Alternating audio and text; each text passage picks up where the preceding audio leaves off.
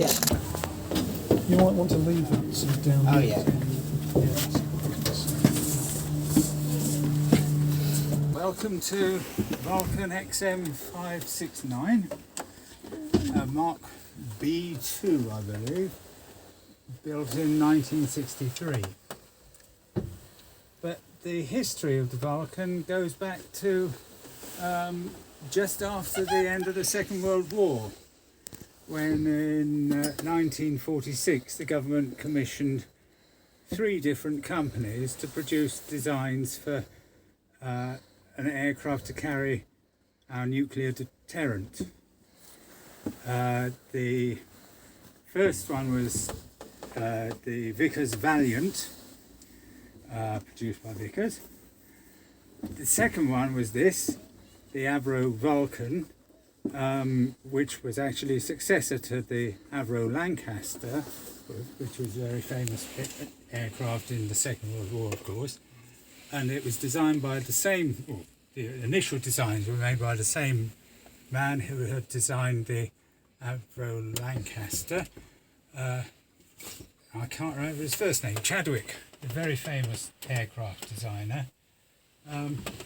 And the first designs were in fact produced in 1946. So this aircraft, you know, it's not quite that old, but it is a very old, they are very old aircraft, but very modern in design. Only his design would not have included this bit, because he originally designed what we call a flying wing, an aircraft which just had the wing with the pilot and co-pilot perched in pods on the front, on the leading edge. But that would probably not have been a very stable aircraft, and his designs, his original designs, were modified to include a full cockpit. The crew are the pilot, you're in the pilot seat, the co-pilot, the yes, the radar, navigator radar is his official title. He's also the bomb aimer. Wow. So That's where he will press to drop the bomb. yeah, well, this funny thing is a bombing computer which computes the layout of the bombing, the bombing pattern, and it's all too clever. But it's a very primitive one, held together by bicycle chains, because it dates back to the 1950s when computers weren't very wide. It's very precise that he's dropping the bomb. And they set the pace. Yeah, that would produce something. I'll come back to the bomb aimer in a moment, because I'll go through the rest of the... Perry, Hello? can I hold you up for a minute? People have been delayed in the Trident, so can I send them up to you? They're the people who produced the course of the aircraft, who planned how we get there, and you did that with maps which would have been in that compartment there, but there aren't any there now, and with a sextant, which I think is packed away here. Yeah, it is.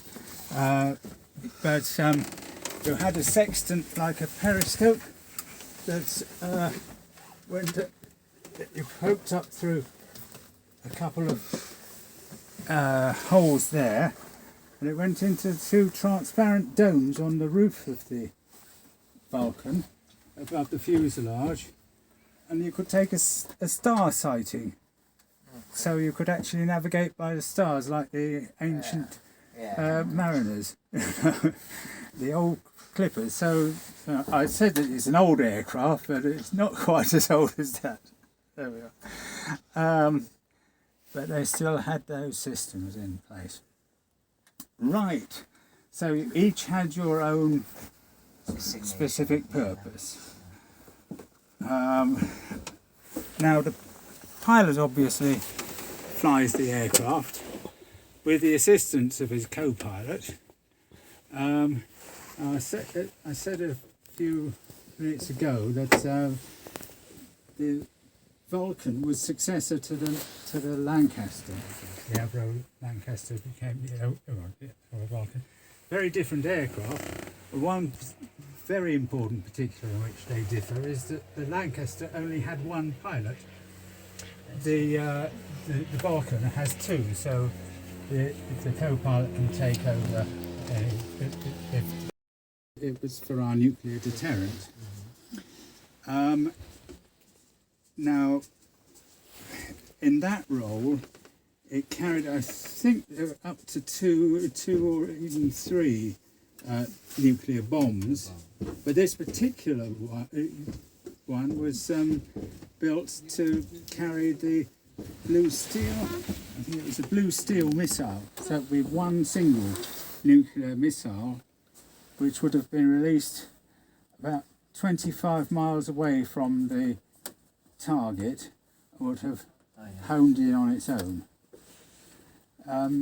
But those nuclear capabilities became somewhat redundant in the 60s, about the time this particular aircraft was being built, because at that time, up to that time, they had thought that this aircraft flying to a ceiling of up to 65,000 feet was too high for the Russian missiles to hit.